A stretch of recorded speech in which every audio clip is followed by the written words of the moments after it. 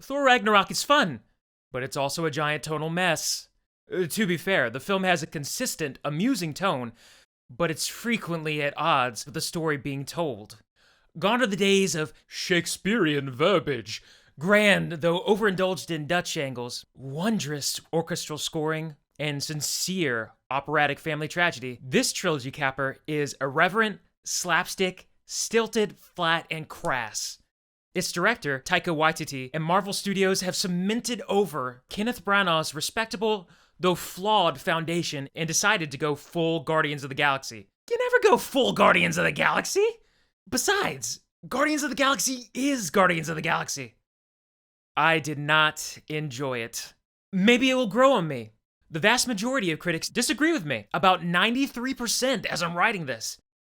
As well, the film garnered the reactions from the audience that it wanted. They laughed when the film intended them to, and they knew enough to stay for the requisite 2 post-credit scenes. I hope you're happy with it too. If you want a deferring opinion, keep listening. There will be spoilers from Acts 1 and 2 though. The Marvel Cinematic Universe is divided into 9 cosmic realms. Ruling at their apex is the Golden City of Asgard, home to honorable celestial Vikings and a royal family of Norse gods. Odin, Asgard's king, is missing, supplanted by his adopted son Loki, the god of mischief. Thor, the god of thunder, and Odin's eldest son, is the true heir to the throne. Troubled by premonitions of Ragnarok, an event that would bring about the end of Asgard, and Infinity Gems, stones of great cosmic power, Thor has gone searching throughout the realms for answers and has ended up captured by the very being prophesied to catalyst Ragnarok. Meanwhile, Hela, a mysterious woman from Odin's past, emerges to claim the throne of Asgard as her own, intending to conquer the universe using the Bifrost, Asgard's dimensional gateway to any planet in the 9 realms. Despite the gravitas implied from that plot synopsis, Thor Ragnarok's opening scene boldly declares levity and retro fun. From Thor's pseudo-fourth wall breaking monologue about how he ended up here, to an amusing bit with Thor spinning in chains while a villain is monologuing, the viewer is transported to a Saturday morning cartoon. Great! Except Saturday morning cartoons know when to take things seriously. Thor is captive in front of a fire demon that is prophesied to destroy his home of Asgard, but there is no reverence or respect for that fact.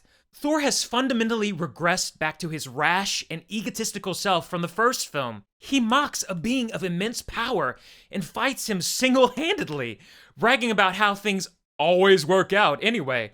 And he's right! The opening scene of this film is the main character undercutting the titular threat and boasting about how he never faces consequences for his actions. Now, my understanding is that this opening scene is designed primarily to show how Thor is over-reliant on his hammer to get him out of any jam, which is important for later. But this could still have been communicated after a well-thought-out plan with a backup team goes awry. Then we'd see how Thor has learned to be a true and responsible leader, and the fire demon would still feel intimidating. What happened to Thor's character progression? Why didn't Thor include his compatriots, the Warriors 3, and Lady Sif in this? At least in the first movie, he wasn't so arrogant as to not bring them along. Why does Thor not trust anyone he knows to help him on this quest?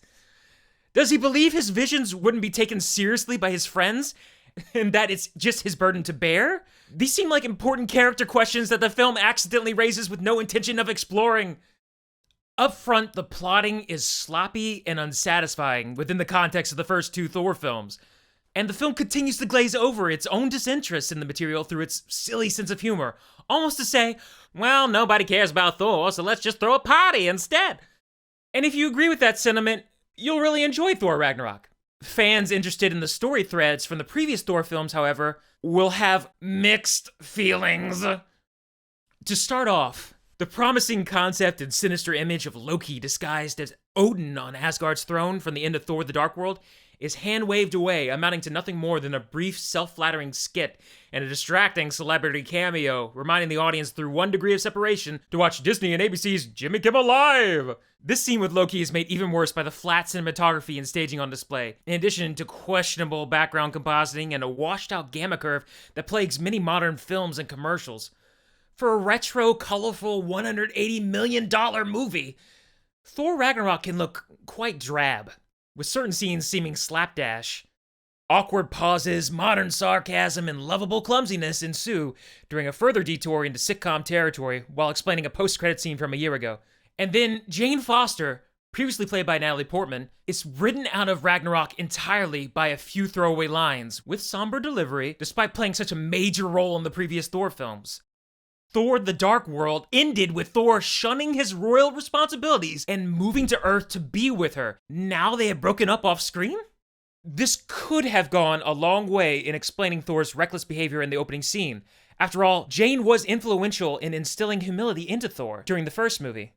Instead, it's a quick shrugging acknowledgement that Portman did not want to return. At least incorporate some getting over my ex-girlfriend relevant humor to the mix. Something like, Thor feels like the world is ending after Jane left him, but then the world actually starts to end. Let Thor and Dr. Banner bond over their respective Lady Blues.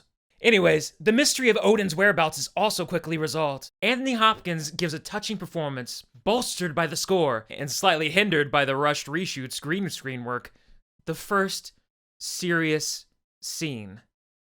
It reminded me how much I loved this tragic family dynamic in the first film. So much potential. And it ends so puzzlingly and arbitrarily, leaving so many more questions. Finally, all the boring plot threads from Thors 1 and 2 are finished in the first 20 minutes, I guess. What's the focus of Thor Ragnarok? Hela's invasion of Asgard, the gladiatorial dystopia of Sakaar, brotherly love, and comedy. Lots of comedy. Even Hela's menacing arrival at Asgard is undercut by it. Lovable side characters from the first Thor film are disrespectfully, unceremoniously cast aside, choosing to make a mop joke instead of giving the audience a moment to reflect. It's moments like these that don't allow me to engage with Thor Ragnarok. It has nothing to do with the movie being too fun or campy, and everything to do with the filmmakers' choices being tone-deaf and tasteless towards the context of their previous work. Later in Hela's arrival sequence, she confronts the full force of the Asgardian army, speaking to them with annoyed comedic disinterest before assaulting them all by herself. I would be surprised to learn this wasn't a reshot action scene that Cate Blanchett wasn't available for. Not since The Matrix Reloaded has there been such a close-up fight scene with obviously CGI humans, though Reloaded's virtual setting and choreography made up for it. As for Hela, the goddess of death herself, she has an interesting backstory and connection to Asgard, revealing a dark past behind the veneer. But nothing comes of this. She has no meaningful discussions about her or Asgard's past with any other main characters that aren't just brushed off without much thought. She doesn't attempt to sway the people of Asgard with her story. All she does is chat with an assigned side character. Then she fights some more. The majority of the story takes place on Sakaar, a megacity world under the rule of quirky dictator the Grand Master, played by Jeff Goldblum. His performance is a true standout of the film, though it feels like a 90s kid asked him to turn his Dr. Malcolm character up to 11. Perhaps without nostalgia glasses is less interesting, but it's Jeff Goldblum. Also, a few of his scenes continue to exhibit the irreverence for death that this film has. I say the film because the editing presents an abrupt shift back to whimsy after the death, instead of pointing out the seriousness of it with the Grandmaster's babbling, perhaps fading into the background of the audio mix. I get that irreverent humor is the aim here, but this cutting is from the villain's perspective when Thor is in the room. That's when you know the comedy is a bit too overdone. The movie's extended second act involves Thor being sold into the Grandmaster's gladiatorial games, which fuel the economy and entertain the enslaved citizens. An opportunity is missed here for Thor to reflect on the differences between Sakaar's dictatorship and Asgard's monarchy, comparing the Grandmaster's treatment of his people to how Odin treated the Asgardians, particularly if Hela would have actually told Thor her point of view before he ended up on Sakaar. What was similar? What is different? What can members of Sakaar's underground resistance teach him? How can Thor use this to be a better king? Who cares? What about the Hulk? He's all over the trailers! Right. This is a case of Marvel spoiling a good thing in its marketing. Dr. Banner and his alter ego, the Hulk, do not show up until nearly halfway through the film, meaning that an alarming amount of content from the previews was from the second and third acts of the movie. In fact, don't watch them again before you see Thor Ragnarok, assuming I'm not spoiling too much already. Anyway, Thor is indeed pitted against the Incredible Hulk, and this is when Thor Ragnarok briefly finds its footing. The filmmakers take full advantage of the history between Thor, Loki, and Hulk, striking just the right balance of self-referential humor and tension. This was the highlight of the movie for me, and it's no wonder that Marvel Studios made it the centerpiece of their marketing. Subsequent scenes have the Hulk talking and acting like a frustrated 5-year-old, which is a bit overdone, though the audience loved it. Once again, I'm upset that this admittedly crowd-pleasing humor is taking time that could have been spent on more meaningful character building. The film momentarily provides the Hulk's sad perspective. He hates the destruction he's caused, and he cares what people think about him. On Sakaar, Hulk is finally loved by the masses for his feats in the arena. Likewise, Dr. Banner comes to a horrible realization about how long he's been the Hulk. Neither of these issues are given time to develop into something substantial. They're pathos nuggets instead of chicken. What the fruit was that?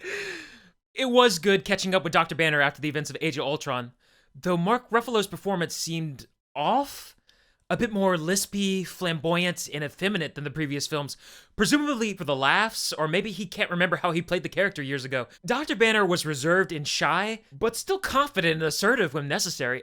Hopefully the acting was just because he was on an alien planet or due to his extended bout as the Hulk, though it felt like the director asked him to impersonate another performance that I just don't know about. The next member of the main ensemble is 142, aka Valkyrie, who is introduced as a charming drunk pilot and mass murderer. She's a sleaze, collecting sentient beings for the Grandmaster's games. I'm meant to like her because she's empowered and Thor trusts her tattoo, though she doesn't give him the time of day. Another character merely finding out about her tragic backstory somehow doubles as her development. Her actions and attitude were taken too far from me. I don't care for her and her strut down the rainbow bridge, nor her suggestive looks while positioning a Gatling gun between her legs. Speaking of which, there are numerous sexual references and innuendos in this film, such as Thor's hammer pulling him off, Skurge flirting with the ladies, and Thor seeing Hulk's penis. Crap.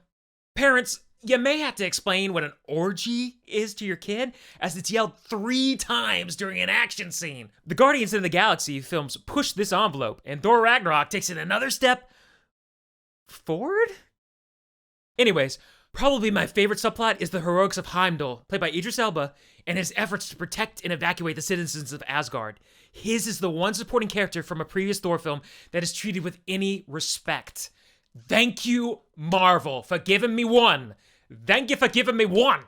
Though, towards the end of the film, there appears to be a huge missing chunk of action involving his character. 1 second, it's doom and gloom, and the next second, everybody's somewhere else. This subplot also raised questions about how many citizens there are in Asgard versus the previous films.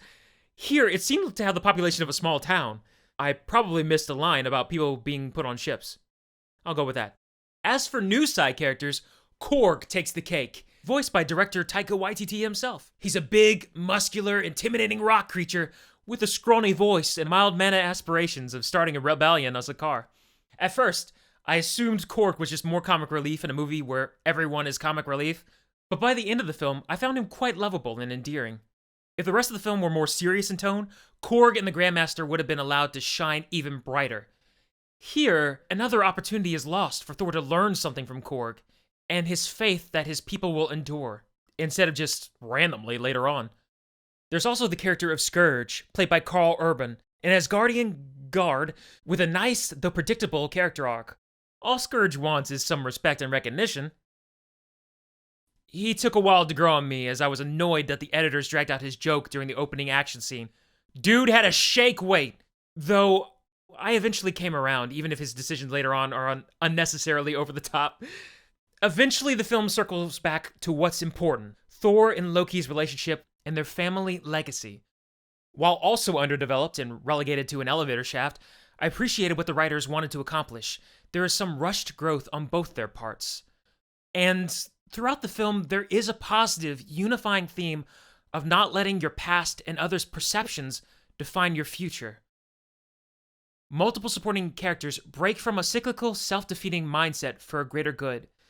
This could be far more touching with a more balanced approach to the material, but the lesson is admirable. The climax is a bit narrow in scope. But the resolution has a refreshing twist with a good message and real consequences, cleverly avoided in the previews. Not so clever are the reshot cutaways to explain how Thor comes up with his final strategy. Thor Ragnarok, as a whole, is lesser than the sum of its parts. I admit that many of the individual scenes, taken out of context, are entertaining, but the film needed a more disciplined editorial staff and/or producer to reel it in. I am astounded that this movie was allowed to be so peculiar and goofball, while Edgar Wright's Ant-Man will never see the light of day. The film makes Led Zeppelin Thor's new theme and uses Willy Wonka's Pure Imagination suite at one point, in a context that, I suspected, may be an homage, quote-unquote, to the Ready Player One Comic-Con trailer from earlier this year. Thankfully, Thor's theme does play at least once, at a very appropriate time. Director Taika Waititi does have a propensity for quirky comedy, but his improvisational style and unwillingness to kill his darlings, as they say, leave Thor feeling disjointed and half-baked. The director has been forthright in online videos about the script for Thor Ragnarok being a suggestion. One of my favorite scenes in the film between Thor and Loki was also one of the few scenes without any improvisation. This spoke volumes to me. Now, it's possible that the rest of the script wasn't as good and maybe the improvisation actually improved on it. I don't know, I haven't seen the script. But this plants a seed of doubt that perhaps this director wasn't the right match for this project. I really need to check out Hunt for the Wilder People or What We Do in the Shadows to make a firm conclusion about how I feel. I've heard great things about those movies too, so we'll see. Marvel ditched what made Thor Thor. Apparently no one liked Thor and everyone likes Guardians of the Galaxy. Well, I'm one of the few who enjoyed the first Thor movie. The Dark World was okay and had some nice stuff at the beginning, but was quite laughable, particularly at the end. No, seriously, I was crying laughing. It was a once-in-a-lifetime laugh. You had to be there. Okay, but why throw it all away? Because it will succeed. It did succeed. Marvel has reached the point where not taking a risk is taking a risk. My friend and I speculated about a more worthy culmination to the Thor trilogy. An epic fantasy in which the Warriors 3 and Lady Sif figured out Loki was posing as Odin and were banished throughout the 9 realms. Thor and the Hulk get together and leave Sakaar sooner, allowing for more of a road movie with dashes of buddy comedy. And Thor must pull a Commander Shepard, using his developing leadership, wit, and diplomacy to rescue his warrior friends and unite the leaders of the realms to retake Asgard from Hela. Perhaps even recruiting the Frost Giants, allowing Loki to reunite with his birth people and fulfilling Odin's one true desire for adopting Loki in the first place. To unite the peoples of Asgard with the Frost Giants and to stop war. That would be true character progression for Thor's presumably final outing. Definitely keep the current ending though, for added poignancy. Now that's just a suggestion. My main criticism of Thor Ragnarok is not that it's not that movie. My movie would have been predictable. But at the same time, Thor's character was always the most sincere, to a comedic fault, of the Marvel characters. And Thor Ragnarok tosses that all aside. It lacks pathos and payoff. Two of the most important potential traits of long-form connected storytelling missing, but for brief glimpses and comedic references. If this movie were better balanced between the humor and the seriousness, and felt more whole as a Thor trilogy, with less distractions and side tangents, I probably would have enjoyed it a lot more. But right now, it's underdeveloped comedy with no real interest in Thor. Thor Ragnarok gets a recommendation for most, but it disappointed me. A 2.5 out of 5.